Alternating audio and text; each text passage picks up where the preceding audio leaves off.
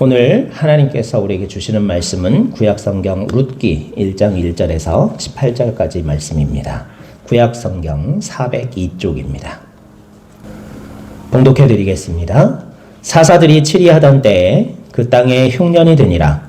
유다 베들레헴에 한 사람이 그의 아내와 두 아들을 데리고 모압 지방에 가서 거류하였는데 그 사람의 이름은 엘리멜렉이요 그의 아내의 이름은 나오미요 그의 두 아들의 이름은 말론과 기런이니 유다 베들레헴 에브랏 사람들이더라. 그들이 모압 지방에 들어가서 거기 살더니 나오미의 남편 엘리멜렉이 죽고 나오미와 그의 두 아들이 남았으며 그들은 모압 여자 중에서 그들의 아내를 맞이하였는데 하나의 이름은 오르바요 하나의 이름은 룻이더라. 그들이 거기에 거주한 지 10년쯤에 말론과 기런 두 사람이 다 죽고 그 여인은 두 아들과 남편의 뒤에 남았더라.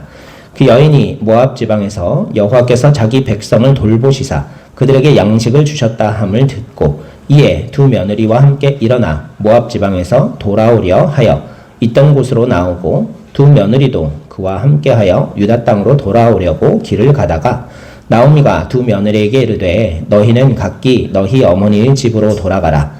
너희가 죽은 자들과 나를 선대한 것 같이 여호와께서 너희를 선대하시기를 원하며 여호와께서 너희에게 허락하사 각기 남편의 집에서 위로를 받게 하시기를 원하노라 하고 그들에게 입맞춤에 그들이 소리를 높여 울며 나오미에게 이르되 아니니이다 우리는 어머니와 함께 어머니의 백성에게로 돌아가겠나이다 하는지라.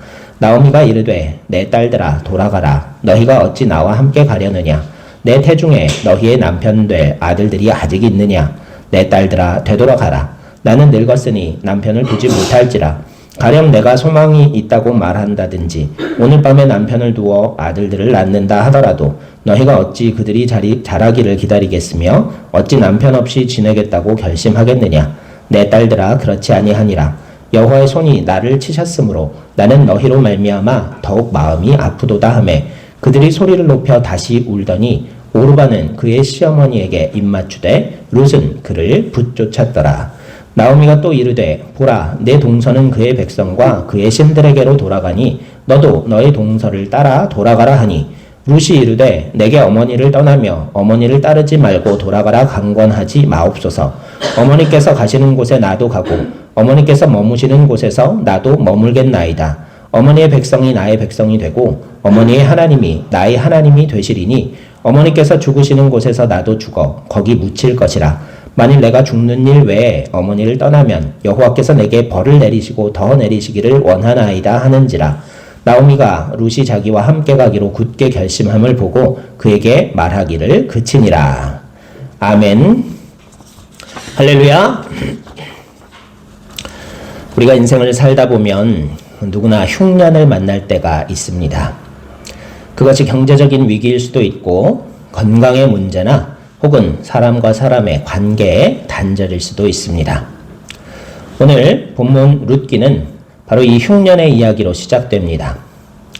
본문 1절은 사사들이 치리하던 때에 그 땅에 흉년이 드니라고 기록하고 있습니다.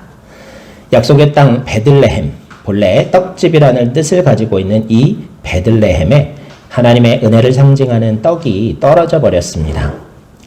가장 풍요로워야 할 곳에 결핍이 찾아온 것입니다. 이때 우리는 어떤 선택을 해야 하겠습니까? 오늘 나오미 가문의 선택과 그 결과를 통해서 우리 삶의 방향을 점검해 보고자 합니다. 흉년이 들자 엘리멜렉은 가족을 데리고 모압 지방으로 떠납니다. 겉보기에 이 선택은 가족을 살리기 위한 합리적인 결정처럼 보입니다. 하지만 영적인 눈으로 보면 이것은 약속의 자리를 이탈한 것입니다. 베들레헴, 그 하나님의 임재를 상징하는 곳과 세상의 풍요를 상징하는 모압과의 대결에서 엘리멜렉은 당장의 배고픔을 해결하기 위해 하나님이 정해주신 기업을 등지고 세상의 풍요를 상징하는 모압으로 떠났습니다. 잠깐 머물려 하였지만 그것이 안주가 되어버립니다. 1절에는 거류하러 갔다고 잠깐 머물러 갔다고 기록하였지만 4절 말씀을 보면 그들은 그곳에 10년쯤 거주하며 정착해버렸음을 기록하고 있습니다. 나침반이 1도 차이가 엄청 크다는 거 알고 있으시죠? 항해사가 배를 몰 때 나침반의 각도를 단 1도만 잘못 설정해도 처음에는 별 차이가 없어 보이지만 시간이 흘러 수백 킬로미터를 항해하고 나면 원래 목적지가 아닌 전혀 엉뚱한 대륙에 도착하게 된다고 합니다. 이 엘리멜렉의 잠깐의 피신은 결국 신앙의 정체성마저 잃어버리고 이방 문화에 동화되어 버리는 결과를 낳았습니다. 그곳에서 나오미의 남편이었던 엘리멜렉이 죽고 두 아들인 말론과 기럨도 죽게 됩니다. 세 여인 나오미와 오르바와 룻만 남은 이 텅 빈 집이 되어버렸어요. 하나님을 떠난 풍요의 추구는 결국 더 큰 상실로 돌아오게 된다는 것을 오늘 성경 말씀은 우리에게 가르쳐주고 있습니다.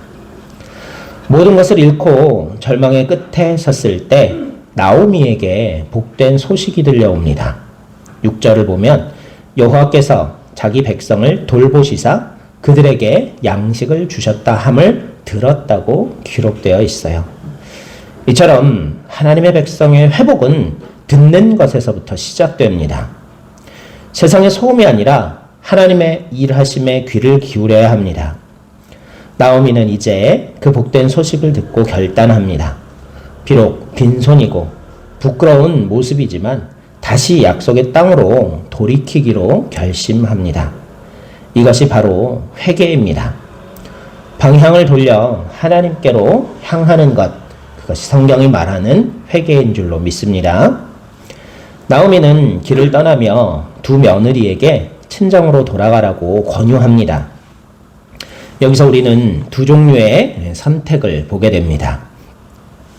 오르바는 나오미를 룻과 마찬가지로 사랑했어요. 그래서 울며 작별 인사를 나눴습니다.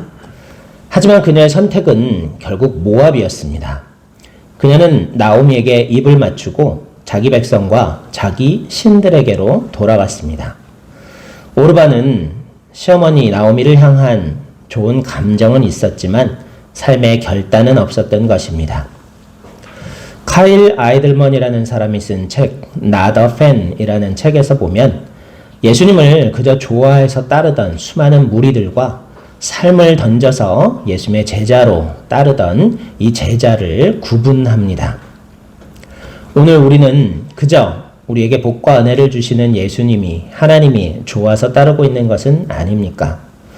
우리도 제자들처럼 참으로 예수님의 제자가 되기 위하여 우리의 삶의 모든 것들을 다 던지고 가장 귀한 가치로 예수님을 선택하는 제자로서의 삶을 쫓는 은혜가 있기를 소망합니다. 반면 룻은 나오미를 붙쫓았다라고 기록하고 있어요.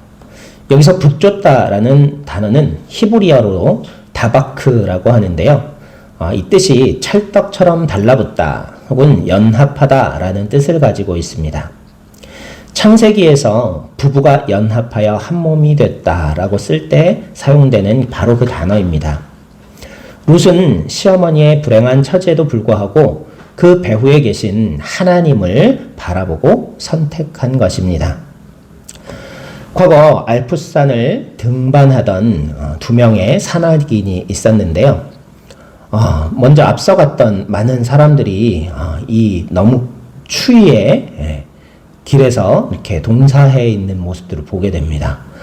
그 중에 한 나이 많은 할아버지 같은 나이가 많은 산악인 한 명이 마찬가지로 동상을 입고서 추위에 얼어가고 있는 그 모습을 발견하고서 동료들 사이에 두 명이서 다툼을 하게 됩니다.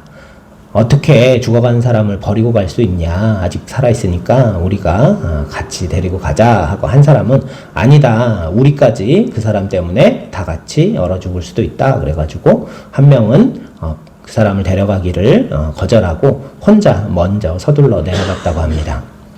그런데 다른 한 사람은 포기하지 않고 이 사람을 등에 업고서 땀을 뻘뻘 흘리면서 결국 성공적으로 산을 내려갔다고 해요. 그런데 이 사람이 그 노인을 등에 업고 내려가다가 길에서 얼어 죽어 있는 사람을 봤는데 바로 먼저 혼자 갔던 동료라고 합니다. 둘의 체온이 상승작용을 하고 룻도 등에 업은 무게 때문에 땀을 흘리면서 그 강추위와 그 혹한에도 결국 추위를 이겨내고 하산하여서 생존할 수 있었다는 거예요. 그래서 이 산악인들은요, 악천후가 갑자기 찾아오게 되면요, 서로의 몸을 밧줄로 꽁꽁 묶어서 끝까지 포기하지 않고 그렇게 하산해야 생존율이 훨씬 높다는 사실을 안다고 합니다. 이 룻이 시어머니 나오미를 붙쫓았다는 게 바로 이런 것 아니겠습니까? 어머니의 하나님이 나의 하나님이 되시리니 라는 고백은 자신의 생명을 하나님의 언약에 묶어버리는 생명을 건 선택이었지만 이 선택 때문에 결국 룻은 참된 생명의 은혜를 누리게 되죠. 본문 14절에서 오르바와 룻의 길이 완전히 갈라지는 것을 볼 수 있어요. 한 명은 과거로 돌아갔고 한 명은 소망의 미래를 향해 발을 내딛게 됩니다. 지금 저와 여러분의 삶은 어떻습니까? 나오미처럼 모든 것을 잃고 마라, 괴로움과 같은 시간을 지나고 있지는 않습니까? 다시 베들레헴으로 고개를 돌리는 은혜가 있기를 소망합니다. 하나님은 자기 백성을 돌보시는 분이시기 때문입니다. 또한 적당한 입맞춤에 머물지 말고 끝까지 붙쫓는 은혜가 있기를 소망합니다. 환경이 아니라 하나님의 약속을 붙잡아야만 합니다. 오늘 어버이 주일인데요. 진정한 효도가 무엇인지 우리가 다시 한번 생각해 볼 수 있기를 바랍니다. 가장 큰 효도는 뭐예요? 우리 희원이 어버이날 엄마 아빠한테 뭐 해드렸어요? 카드 썼어요? 안 썼어요? 선물은 했어요? 선물은 했어요. 카네이션은 드렸어요? 두 분, 주원이도 드렸고? 그래요. 잘 가르쳤네. 우리 작은 아들은 학교 수업 시간에 부모님께 편지 쓰기 시간이 있어가지고 엄마에게 쿠폰도 만들어가지고 이렇게 카드를 썼더라고요. 거기에 아빠라고 그냥 이름 하나 두 글자만 꼽사리 껴줘도 고마웠을 텐데 아빠는 쏙 빠졌더라고요. 엄마가 얼마나 자랑하는지 서운해요? 계속 물어보는. 서운해요. 우리 큰아들은 엄마가 카드 쓰라고 강요를 했는데도 아빠는 다 알아 그러면서 그냥 따뜻한 미소로 아빠한테 카네이션 대신 따뜻한 미소를 선물했어요. 끄덕끄덕하네요. 부모에게 줄 수 있는 가장 큰 선물이 뭘까요? 룻이 어머니의 하나님이 나의 하나님이 되시리니 라는 그 말씀인 줄로 믿어요. 어머니의 백성이 나의 백성이 되겠다는 말보다 어머니의 하나님이 나의 하나님이 되겠다는 그 고백이 나오미에게 가장 큰 효도였을 줄로 믿습니다. 여러분, 어머니의 하나님이 나의 하나님이 되는 은혜가 있기를 간절히 소망합니다. 우리 부모가 가장 바라는 효도는 그건 줄로 믿어요. 하나님 안에 있다면, 우리 자녀들이 하나님 안에 있다면, 나의 하나님으로 삼는다면, 그 삶을 산다면, 그래요. 가장 귀한 선물이 될 줄로 믿습니다. 우리 준혁이가 나의 하나님이라고 고백하고 있었어요. 그쵸? 나의 하나님이라 그런 거죠? 아니에요? 어머니의 하나님, 아버지의 하나님을 나의 하나님으로 삼는 복된 은혜 그리고 효도가 있기를 소망합니다. 오늘 어버이 주일 말씀 성경 아까 교동문에 무슨 말씀이 있었어요? 약속이 있는 첫 계명이다. 하나님께서 약속하신 10계명 중에 약속이 딸려 있는 첫 계명이라고 그렇게 말씀하셨어요. 그래서 땅에서 잘되고 그리고 장수할 것이다 라는 하나님의 신실하신 하나님의 약속이 있는 계명인 줄 믿습니다. 신앙의 유산을 물려받고 어머니의 하나님, 아버지의 하나님을 나의 하나님으로 삼는 믿음의 삶을 살게 될 때 룻은 결국 어떻게 됐을까요? 그 좁은 길을 선택한 룻은요, 훗날 다윗 왕의 계보가 됐어요. 다윗 왕의 계보가 된 게 뭐가 중요할까요? 이스라엘의 초대 왕이기도 했지만 솔로몬 다음 가장 이스라엘을 부흥시킨 왕이기도 했지만요. 다윗의 혈통을 통해서 누가 태어나셨어요?